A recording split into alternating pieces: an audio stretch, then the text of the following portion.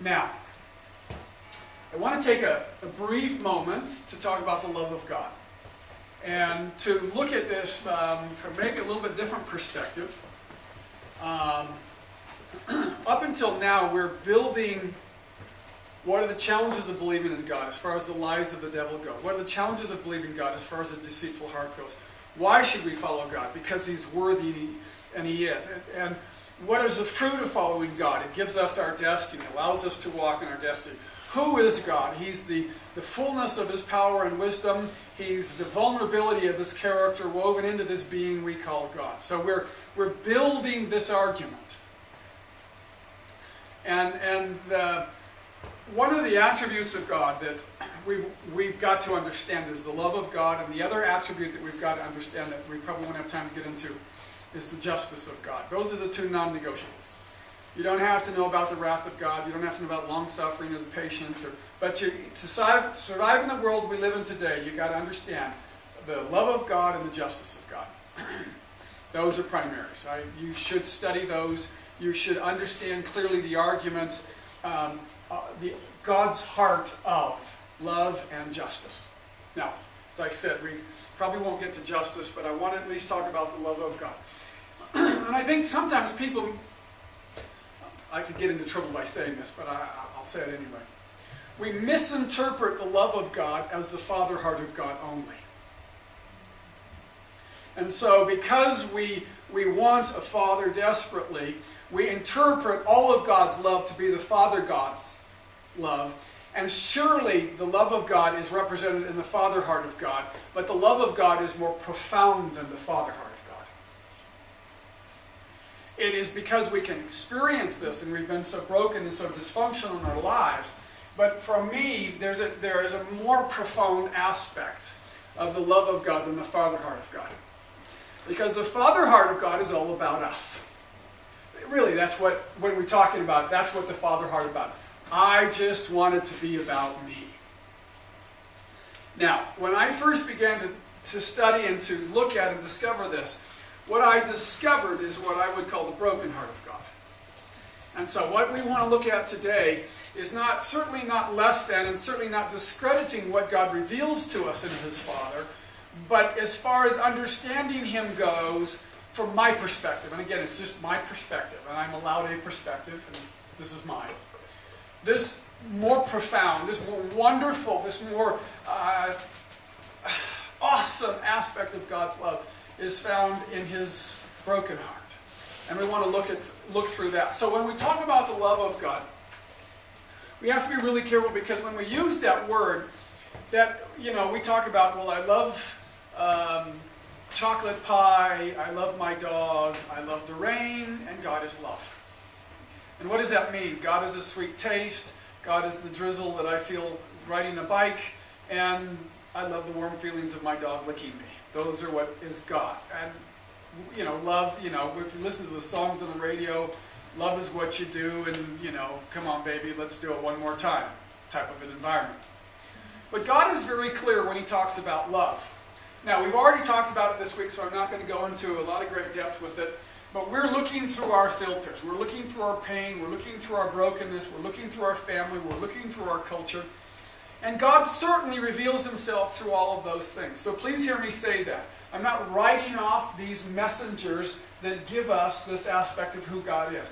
But God is certainly more profound than our culture, our family, and our own kind of projected image of mankind onto God. So we've got to realize that we're seeing Him dimly now, at best. And we'll just suffice that to be what it is, okay? So we've got to ask this question. I think this is a primary question. Why did God create us? Okay, why did God create us? Now we're talking primary motive. Okay? So what was the primary motive God created us? Now I grew up in the church, and being a good church-going guy, the two kind of predominant expressions that people will say was this: God created us to worship Him, and God created us to serve Him. And those were kind of the, I'm created to worship God. I'm created to serve God. What a wonderful thing. Now, if we just take a second and we look at the argument, okay, primary motive, here's God sitting up in heaven. Okay, it's a pretty big place. So here he is holding the universe together. Okay, and 13 billion light years, stars, galaxies, all just, and he's not going like this. Ooh, hold it together. Hold it together. Ooh, stretching. And it's not God in the heaven. Okay, he's got dark hole, matter, all this stuff going on around him, and he's not going. He's just sitting there going.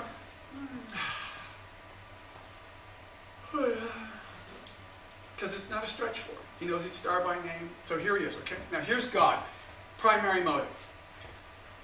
Oh, I lost so many angels. I just don't have enough people to worship me. What are other people going to, what are the angels going to think? Oh, I know. I'll make mankind and they can worship me. How's that sound? Lovely, doesn't it? When were you saying this was his primary motive? Okay, how about worship? Okay, God not. God got it all together, not a problem. Okay? Primary motive for service. I just don't have fruits falling off the trees. Dust from the, gold dust is getting on everything. Man, I hate it when that happens. I've got nobody to clean up after me. I just wish I had more people serving me. Oh, so discouraging. I know. I'll make mankind. Primary motive.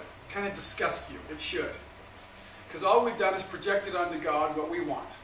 We think, well, of course, we want people to worship us and serve us. That would be God's primary motive.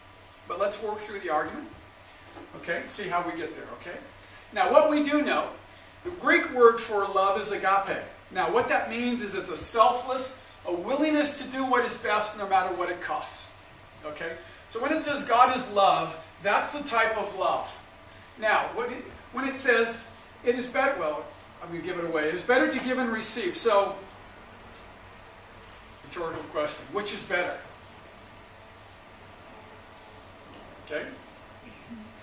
Now, we were made for his pleasure, desire, or will. So we're working through the argument. God is love. It's a selfless love. He tells us it is better to give than to receive, right? Okay? And we were made for his pleasure. So what would bring him the greatest pleasure? Giving or receiving? Giving what? Giving what? Life? Heart? We'll just call it this. Giving himself. Now we know in the world that he's created around us, like the Dead Sea, that if you create a vessel that has all kinds of stuff coming into it, but nothing going out of it, it's eventually going to die. Why? Because life is in giving as well as receiving. Okay? It is better to give than to receive. Now, okay, here's my trusty little bottle. Let's say this is like our life. This is the way most of us think. Our life is like a bottle. All right? So, God wants to pour himself into us. So,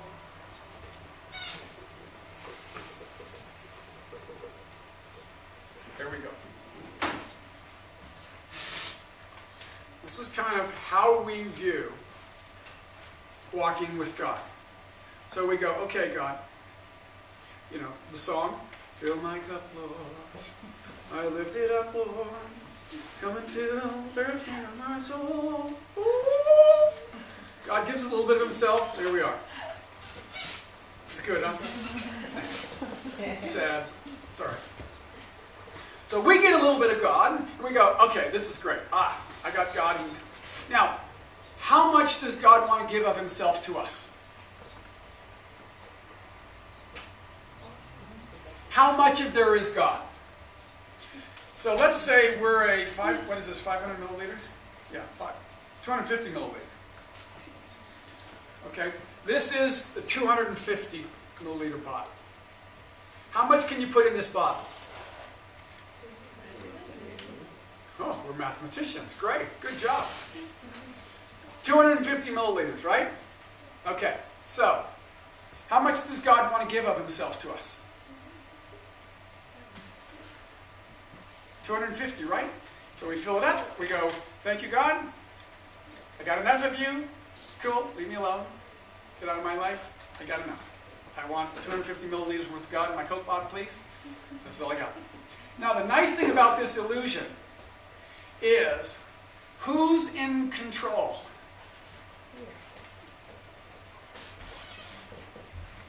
We are. Because you see, God comes and he gives himself to us, and this is the image that we like. I want to be in control. And then when we get to this place, you know, we go, somebody wants a little bit of God, and so we go, oh, you need a little bit of God? Okay.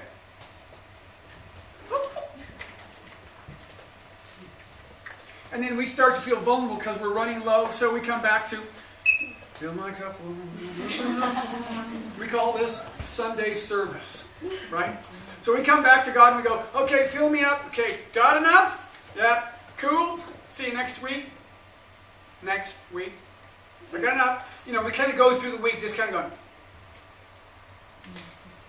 Because this is how we manage our little world. Because it's like, and this is how we live our life. We think this is normal. Now, do you think God is content to just put 250 milliliters in your life and leave it at that? I would say to you, no. Why? Because he is a lover and he has so much more to give to us. Now let's say things happen in our life.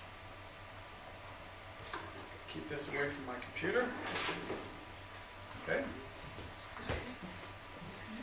Somebody comes along. Let's blame dads. I'm a dad. Dads are jerks. Dirty, rotten father. Dad doesn't meet our expectations. This culture I live in, dirty, rotten, painful.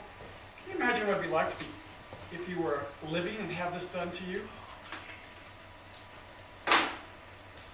So now, here's our life. Causing some stress and some people around me, but it's okay.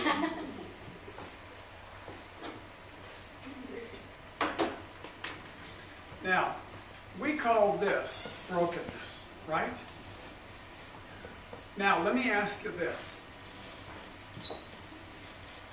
If I actually allowed this to be here, how much water could I put in this bottle?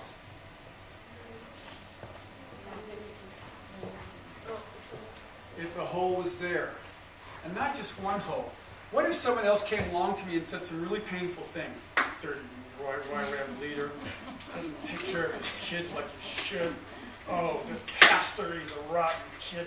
Man, who does he think he is? These ladies, they just said rotten things about me. Oh, man.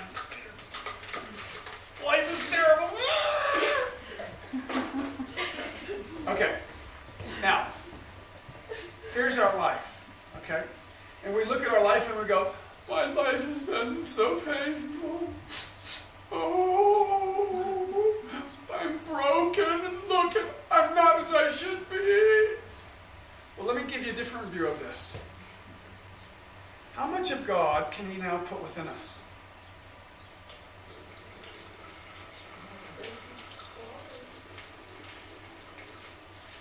How much of himself can he give within us?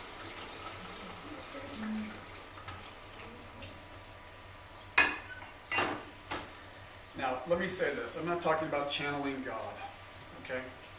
Because the metaphor falls apart. What we've got to get is the image of God.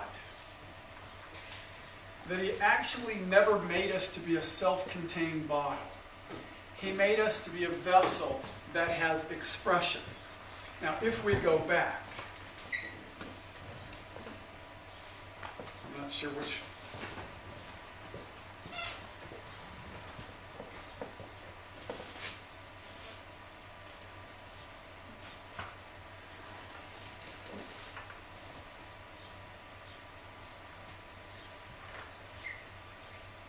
God made us so that He gave Himself to us. Now, can you imagine being an infinite God and making a limited, finite bottle and only being able to put 250 milliliters into it and not being able to give any more of yourself to it? Wouldn't that be agony? I mean, I could think of nothing more painful than to have more love to give to my wife, and she would only say to me, "I'm sorry, I only want this much, and you can give it to me at this time, and that's all I'll allow." Because remember, we're talking about a love that doesn't get pleasure in receiving, it gives pleasure in giving. So what does He want to create? Does He want to create self-contained units that never need? No, He actually wants to create units that have a mechanism to be able to give, to express, to pour out of their lives, so that as they pour out, what can happen?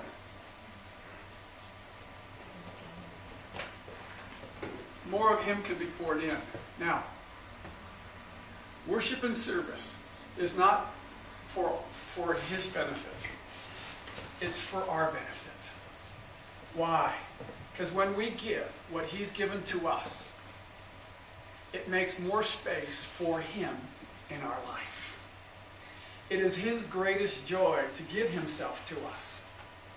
And His desire that it would be our greatest joy to give that away. Now, this is the hard part, because we have no framework in our world to deal with infinite love.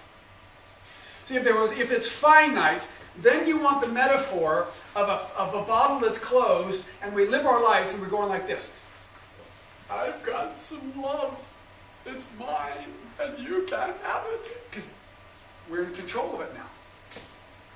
In a finite world, this is appropriate. This is the way we should live. But with an infinite God, this is actually what will destroy us. Why? Because God giving to us will build up more and more pressure that it will either become the Dead Sea or it will explode. The life that He's given to us will rot if we don't give it away.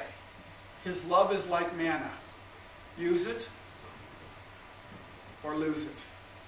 Give it away.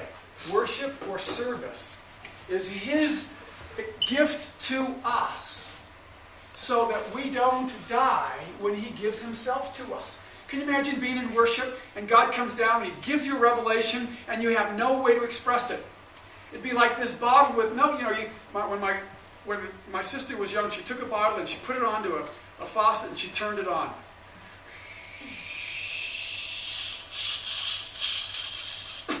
Bottle exploded. We've got little Christians going, God, You with us, You with us, God, You. Done. Finished. Why? Because He has so much to give us. He gave us the option of service and worship for our benefit, not for His. Now, does He love our worship and service? Of course He does, but it's secondary. It's because it's a response from our heart to Him. So if we go back, we could say this. God gets the greatest pleasure out of creating receptacles for His love. God's primary motive in creating us was that He might give His life to us. Now here's the fun part. What does obedience to God mean? How do you know you have fulfilled the will of God? Here it is. Let Him love you, and then let that love be an expression in your life. That's it. You fulfill the law of God. You are obedient when you let God love you, and then you give that love away through service and worship. Whether it's taking care of kids, whether it's raising your own kids, whether it's, take your pick. 1,000 different ways you can do it. Now, if you don't see this, you will not understand God. You'll just be going, well, God's trying to get more worship from me. I got to worship God more. Well, God's trying to get more service from me. Now I got to worship. Now I got to serve God on the field. What a pain in the... How much service does he want? I mean, I've only got so much to give. What we're focused on, a finite mentality of love that's going, I've got holes in my life, I'm broken, something's wrong with you. I would say it this way. Those broken, why do you think God says he's near to the broken and the contrite? Because it's through our brokenness that he will actually bring more life, hope, and opportunity. So here's the cool thing. God can take any of the things you're dealing with in your life or anybody else's life, and he'll use that brokenness to reveal more of himself through it, and through that give more of himself to other people. If you'll let him. If you quit trying to pretend you have to be self-contained, in control, and always, this source of finite love. But see, it's infinite love. See, this metaphor falls apart if the water supply is limited. But what if the water supply is not limited? It's the perfect example. Why? Because he'll never stop loving us. Ever. In all eternity. 100 billion trillion years down the road, he's going, well, that was just a drop from the reservoir. You want more? Gives of himself over and over again. So we can see that God created worship for our benefit, God created service for our benefit, that he, when his presence comes to dwell within us, might have capacity to respond.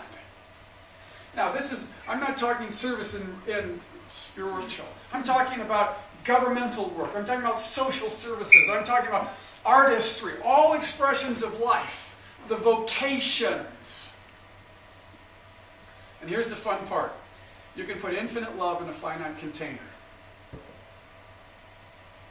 If you make the container with options to be able to give what it has been given, because then we can model God. I can give you out of the comfort which I have received, I can give to you. But you go, but I might run out. Well, that's a control issue. Yeah, you're right. But again, it's not your love, it's God's. And what does he say about his love? It will never run out. Now,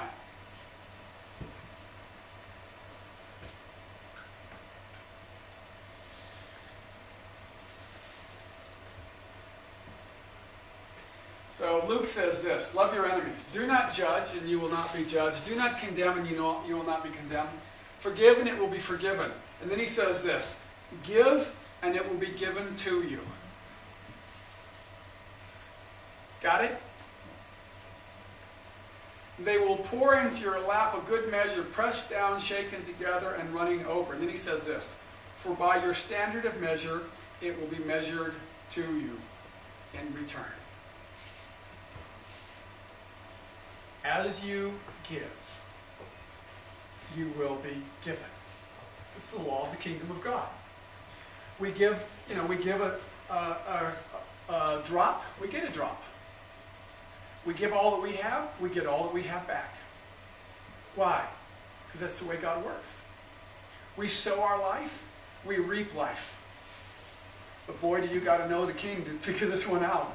Because you got to trust him. Why? Because when you're empty and gone and there's nothing left, you got to go back to him and go, God, you said you'd never stop. You said nothing would separate us. You said, now how does this work? Give. We see it again in 2 Corinthians. Whoever sows sparingly will also reap sparingly, and whoever sows generously will also reap generously. You want a revelation of God? Give your life away. Give what you have. Use your gifts. Find faith to express yourself. Give it away. Go beyond yourself, and he will reward you by giving more of himself back to you. You're scared he's not going to respond to you, and you cling to what you have, you'll wither and die. You will become like the Dead Sea. No service, no worship, no life. We're not created to be a self-contained bottle. It says God is near to the brokenhearted. Will you let God break your heart? Out of that brokenness, will come rivers of living waters. It says, from his innermost being will flow rivers of living water. How much brokenness do you have to have for a living water to flow through you? A river. It's a little scary, isn't it? No. It's way too unmanageable. I just want to be able to turn the spigot on and off. I want to be in control, and I want to have it figured out. Okay, this is enough for today. Shut her down, boys. Going home.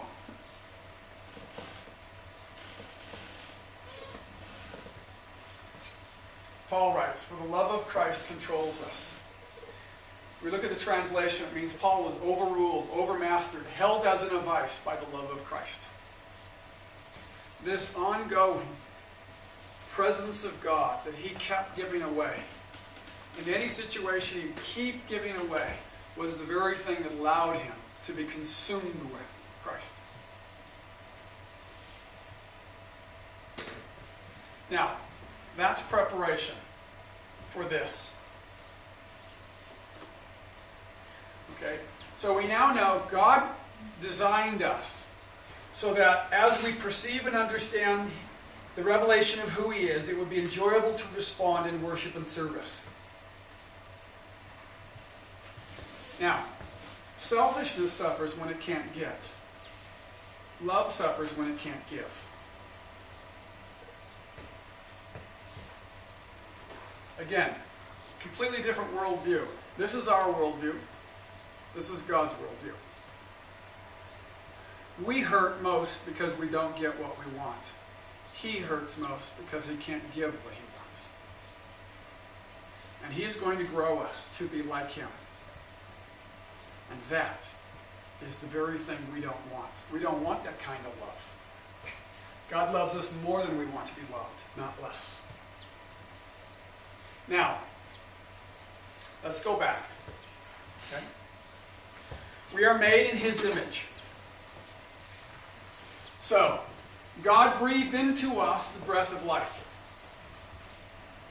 He loved us. Now, at that particular moment, one of the most phenomenal things happened in our world, and it's simply this. We walked out on him. He created Adam and Eve. He gave his life to them. He covenanted with them. And they said to God, God, that's nice. We appreciate it. Leave us alone. Now,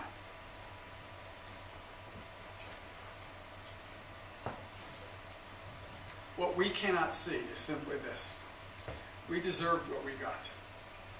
That's our view. It's true. What you sow, you shall reap. You may go, well, I didn't reap all. I'm reaping my father's sins. Well, that's the consequences of this. What mankind has sowed, mankind has reaped. You may not agree of the amount of it, but it is very clear. In kind, we got what we deserved. You sow selfishness, you reap destruction. That is clear. But what we often don't see is God doesn't deserve what he has got. Okay? So, the horror of sin is that God didn't deserve what he got. What do I mean by that? He fell in love with us, and we walked out on him. We basically said to him, God, that's fine. Leave us alone. Now, the agony of this, and we can look at love terrifies us. What is it that terrifies us about love? Vulnerable and dependent. And it's kind of it's seen most clearly in kind of humorously in children, because, as they kind of start to grow an affection for each other, they might write each other and say, hi, Johnny. Just pass a little note. Ooh, Johnny thinks I'm cute. And this little kind of cute little thing kind of interaction, because it's innocent. But what terrifies us is this aspect of vulnerability. And we become much more, what's the word? Calculated at it. We go, I'll love you if you love me. And I'll show you this much love, and you better be kind. You better respond in kind. Okay, you've earned trust. I'll love you this much, now you show me how much. I'll love you this much. And so we develop this kind of a ritual dance of, I'll give a little, you give a little, I'll give a little, you give a little, I'll give a little, you give a little. And as long as we're each giving, we call it a relationship. Well, one person walk out and Lord have mercy on the other person, because the wrath of this other person is vicious in humanity. We will cut, we will destroy, we will maim, we will say things. And the argument is like this: I don't love you. The other person says, well, I don't love you. And then you say back, well, I never loved you. You say back, well, I never loved you. You say, well, I hated you. I just put up with you because I felt sorry for you. You know, and this growing sense of love that is scorned in humanity turns into bitterness and vile, gross, vulgar hatred. But here God is rejected. And what does he do? What is God's response? He finds a way to forgive us. When we start to read the story, beginning in Genesis, we start to have access to an understanding of a God who is vulnerable and loves us from the very start. See, he didn't say, I love you if. Because again, this is the only love you and I have ever known. As kids growing up, it was, I love you if you do good in school. I love you if you obey mommy and daddy. I love you if you make your room. I love you if. You know, as best as we try, that's all we've got to give. But when God came to us, he said to us, I love you, full stop. Not if, not when. I am for you. Now, my cousin gave me the terror of love. He helped me to understand this. So I'll tell you the story. So he was flying a small plane in eastern Oregon, and this is what's left of the plane. You see the metal frame here. And he was flying this small. It's a Piper Super Cub, so it's a two-seater, a seat in front and a seat behind. It's got the stick here, power here. The door opens up this way on this side, and it's a canvas-covered bush plane. It's got big bouncy wheels, and it's a tail dragger, so it drags the tail on the ground when it flies. So he's flying bush, scouting cattle in eastern Oregon. So he's out flying. He lands at the ranch of his family. He filled the plane up with gas. He put his luggage in the back, and a friend of his gets in the back, and he's concerned it's a hot day. Now, when it's a hot day, the air is a little bit thin. And if the air is thin, there's not as much lift in the wings. So he got in the plane, and he pushed it back because it's really light. He pulled it back as far as he could because he's in a field. There's no runway here. And he gets in, and he fires it up, hits the power, starts down the field, going down through the field. So he's, because he's got a little wheel in the back, so he lifts it up, gets some momentum, gets it into the air, and he starts to pull it up through the end of the field. Now, as he's lifting, he's pulling back on the rudder. He's trying to get altitude, and at the end of the field, there's a big row of trees. So he's pulling back on the rudder, and this little bitty plane is crawling into the sky as fast as it can, but it's not quite fast enough, and the wheels hit the tree. The plane stalls, it goes over, and falls into the ground. Now, when it falls into the ground, it catches fire because it's got full tanks of gas on. Now, somehow, the person behind Rich is able to get out. So he throws the door open, and his friend jumps out, and he turns around and looks, as Rich is still in the plane. Now, he's got a full harness on, which means it's got a over-the-shoulder strap and a belt strap with a center punch. And Rich is sitting in the plane that is now being consumed with fire, punching, a center punch, but he can't get it off. And he's melting. Okay? So his friend runs over, grabs him, punches the belt, drags Rich, pulls him out of the flames, and gets him out onto the ground and pulls him over to the side. Now, I guess when you're burned this bad, and he's got third-degree burns over 80% of his body. Okay, so I guess the skin just literally rolls and melts off of you. So his whole body is burned except where he had a scarf on, which melted, the nylon melted and protected him, where his underwear were, and where his boots were. Everything else, third-degree burns. Okay? So 20 years later, this is what he looks like. Okay, his ears are gone. Now, he's had multiple surgeries.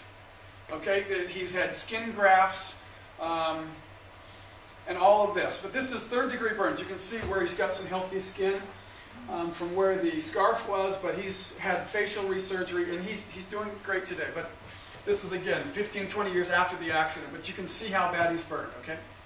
So I won't keep you there because that's not the best picture to look at for a while. So here's Rich. He's got third-degree burns over 80% of his body. Literally, ears gone, nose is gone, face is gone. He can't close his eyes, his eyelids. So a series of miracles begin to happen. He comes, his father comes running down. He's there with Rich, and Rich knows he's going to die, and so he confesses every known sin that he's ever done to his father. Now, he gets to, an ambulance just happens to go by. They threw Rich in the ambulance. They got him to the airport. They happened to have an air ambulance at the Sisters Airport. They got him into the air ambulance. They flew him over the mountains to the burn center in Portland, Oregon. They got him into the burn center, and now a struggle begins because he's got no protection from bacteria in the world. That's what our skin does for us. And so he's fighting for his life, and they've got to actually cut his skin, I think, around his eyes so his eyes can close because his lids are gone.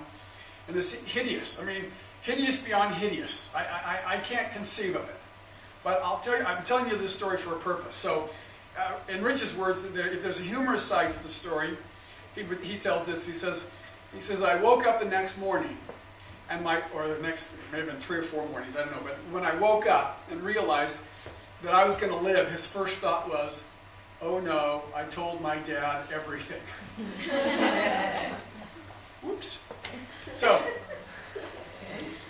he goes through this battle. They're taking skin off of his behind, they're growing it, grafting it, and kind of re-putting his body back together, pasting the skin back together. They've got him on heavy drugs. He slowly starts to wear a Job suit, what he calls a Job suit, which is a skin-tight pressure suit to put onto your whole body. And the only holes are here, here, and here. Everything else is covered in this pressure-tight suit that he has to wear. So he goes through all of this, the agony of burns, the drug addiction, because he ends up being addicted to morphine because they have to keep him on it so long to help reduce the pain. So he goes through all of this. Inconceivable to me. Now, in talking with him, one of the things he said was this. Now, his wife left him during this time. And he would be the first to say he wasn't a perfect husband. But what he said was this. He told me this. He said this. He said, I would rather go through the pain of the fire than face the pain of the divorce. Now, I hear those words and I think, wow. What do we play with when we talk about rejection and what happens in divorce when we are rejected by someone we have given ourselves to? See, this human condition, being vulnerable, dependent, I told a little bit in the stories this morning, this dealing with change. This human condition of being vulnerable is the thing that terrifies us. Now, as we look at God, for all practical purposes, okay, God should be really angry with us. But when we start to read the Scriptures, what we tend to find out is our choices has affected God. And then we start to read these Scriptures. Here's one in Genesis chapter 6, verse 6 through 8. The Lord was sorry that he made man on the earth. And then it says this.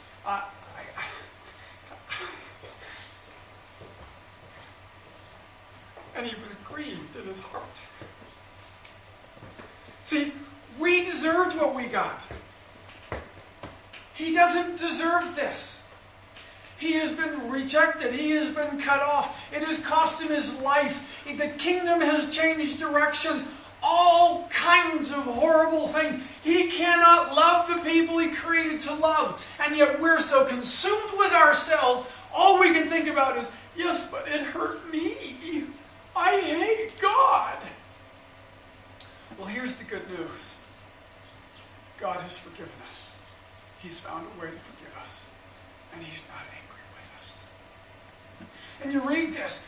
It grieved him in his heart. Now remember, nature defines capacity. We see his nature. How much does this hurt God? We deserved what we got. He never deserved what he got. But when you start to track through, people go, oh, the God of the Old Testament is angry. And I'm thinking, wait a second. You haven't read the Old Testament I've read. We're 6 chapters into it. We're Cain killing Abel. We're doing all kinds of hideous things. And God has made us just to receive his love and give that love. We're already started down the path of destruction. And God is saying this. It grieves God that he made man on the earth. So much so that he says this, I will blot out man whom I have created from the face of the earth, from man to animals to creeping things, to the birds of the sky, for I am sorry that I have made him. Now, it says this, for the thoughts or the images of his heart were only evil continually. You know what that means if you translate that? It means this.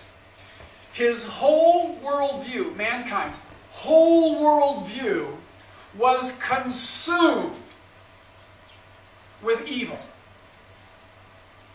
We're not looking at Noah's time going, oh, look at the poor people. This big, angry, mean God is destroying these wonderful little people. What did we do to deserve this? No, the actual setting he's telling us when we read Genesis is simply this. The mindset, every frame, every thought, every modern day language, the paradigm of the people was bent and twisted and distorted and consumed with evil. This is humanity. That was all we could think about. And God, who only wanted to bless, is grieved because now he's going to have to destroy this mankind. But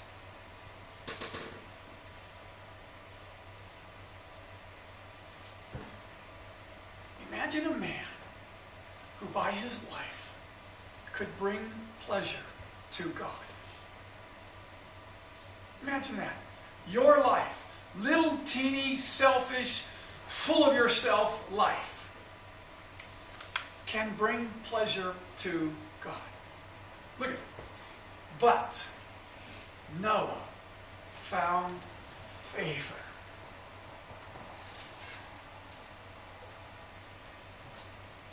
In the eyes of the Lord. Now, we're going to make a quick tour. We don't have time to go into this in great detail. Psalm 78. But they deceived him with their mouth and lied to him with their tongue, for their heart was not steadfast toward him, nor were they faithful in his covenant. But he, being compassionate, forgave their iniquity and did not destroy them, and often he restrained his anger and did not arouse all his wrath. See, when he just talks about himself, he says this, I really should have been more wrathful, but I'm not. I should have. It would have been appropriate to be angry at these situations, but I can't because I love these people so much. Thus he remembered that they were but flesh, us, a wind that passes and does not return. How often they rebelled against him in the wilderness. And then here we go. And they grieved him in the desert, and again they tempted God and pained the Holy One of Israel. See, we have no idea how much our lives affect God. We cause grief to the Infinite One because we will not follow him and let him be the life that he is. He's the only source of life in the universe. Now, here we go. Ezekiel. Okay? Then those of you who escape will remember me among the nations to which they will be carried. And then he says this, how I have been hurt by their adulterous hearts. Micah says, for I, the Lord, do not change. Therefore you, O sons of Jacob, are not consumed. What does he not change from? God of compassion, slow to anger, and abounding in loving kindness, true loss, for mercy, for you and I. You hear him say, when you read the Old Testament, he says, when someone didn't even call me, I could stand the pain of Israel no more, and I went to them to help them. He says to the prophet, marry a harlot. Then the prophet says, Ephraim, oh Ephraim, how can I give you up?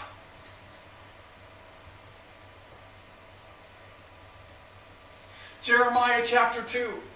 You hear not a God who's angry with us. You hear not a God who's really kind of, oh, I can't wait to judge him again and hit him again. Oh, yeah, there's more pain. Make it harder for them. You hear a God who asked Israel, what injustice did your fathers find in me? That they went far from me and walked after emptiness and became empty.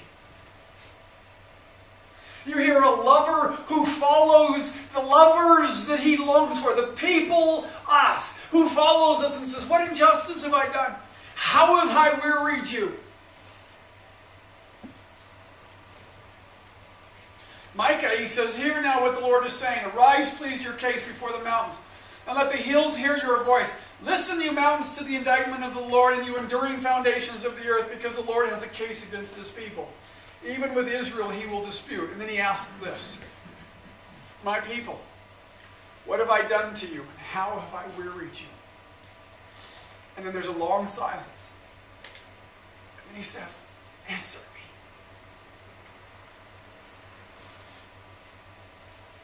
We find in Judges, he says,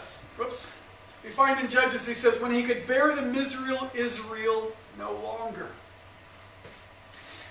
How can I give you up? Hosea 11:8. O Ephraim, how can I surrender you? O Israel. We find in Isaiah chapter 5, the mystery of wickedness. He says, let me sing now for my well-beloved a song of my beloved concerning his vineyard. My well-beloved had a vineyard on a fertile hill. He dug it all around, he removed its stones, and planted it with the choicest vine. And he built a tower in the middle of it, and also hewed out a wine vat in it. Then he expected it to produce good grapes, but it produced only worthless ones. And now, O inhabitants of Jerusalem and men of Judah, judge between me and my vineyard. And then he says this, what more was there to do for my vineyard that I have not done to it? And then here's the mystery of wickedness. Why, when I expected it to produce good grapes, did it produce worthless ones? God asked the question. I planted good grapes. I gave you everything that you needed. Why are you producing wickedness? See, we so quickly take our stance against God. We're so quick to blame Him. And here God, through the prophets, through these different stories, simply says this, I have loved you from everlasting. I will show you what love is. I will give my love to you in a human form so that you may touch and see and taste and smell and interact with Him and know me, because if you've known Him, you've known me. And what did we do? We said, yay, there's a Messiah. We took Him to a cross and we pinned Him there and we said, this man will not rule over us. Why? Because we are vile and corrupt. And it is God who suffers, not us. And you don't get this, then you don't get Christianity. Because here's this love, this broken-hearted lover of our soul who invites us to a wedding, who tells us in the New Testament these stories of what shall separate you from the love of Christ? Shall demons, shall death, shall sword, shall famine? No, nothing shall separate you. Do you really love me, God?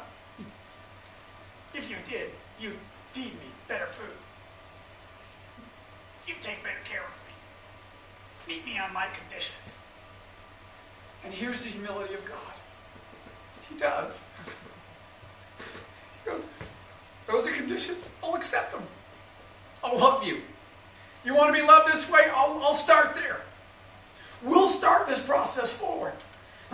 You think you grieve when babies die. You think you're better than God because you grieve and He doesn't. You have no idea.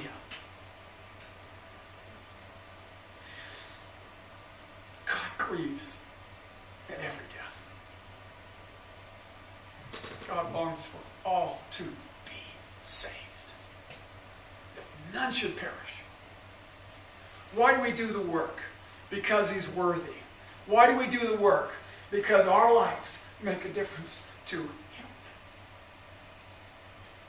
When I choose God, when I say to God, God, I choose you, me and my family will serve you. He smiles. It is enough. We have broken our lover's heart.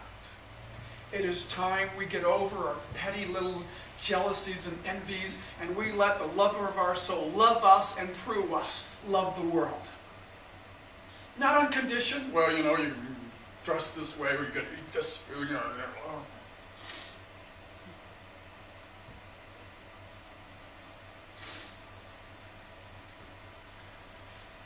Mystery of lawlessness. We've lost what that means. What is the mystery of lawlessness? We choose ourselves over God and will not let Him love us. And He stood last.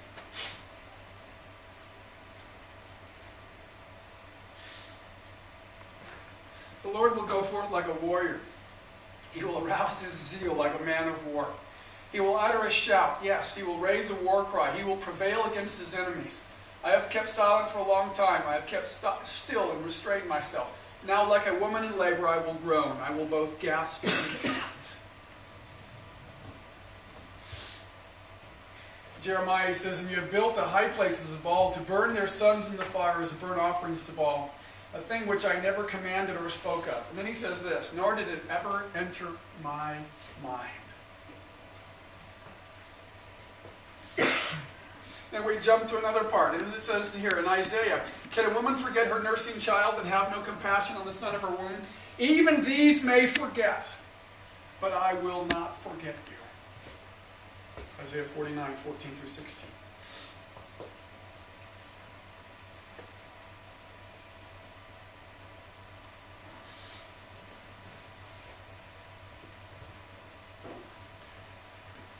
We're invited to the marriage supper of the Lamb.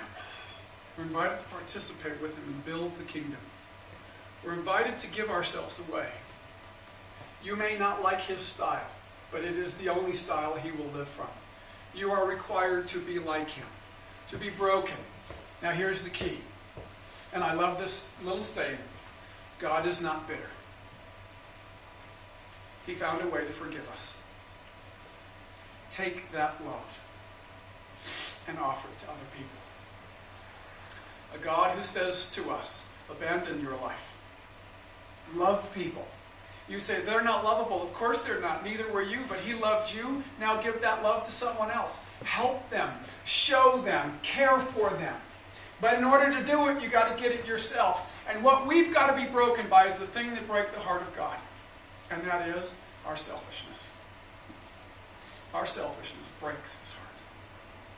Why? Because He wants to give of Himself to us that we might give Him away. Oh, that we might be a people that would carry the broken heart of God to the nations by allowing our heart to be broken by the things that break His. By allowing our lives to be broken that He might pour forth His life through us and love those who by no other means will know no other love except the love that we give them. Will it cost you everything? Absolutely. No question about it. Is it worth it? Absolutely. Because we enter into the fellowship of His sufferings. We enter into the fellowship of this love that is so real, that is so tangible, that is so rich, that nothing else on earth can compare with it. This is the love of God. This is what we must take to with ourselves.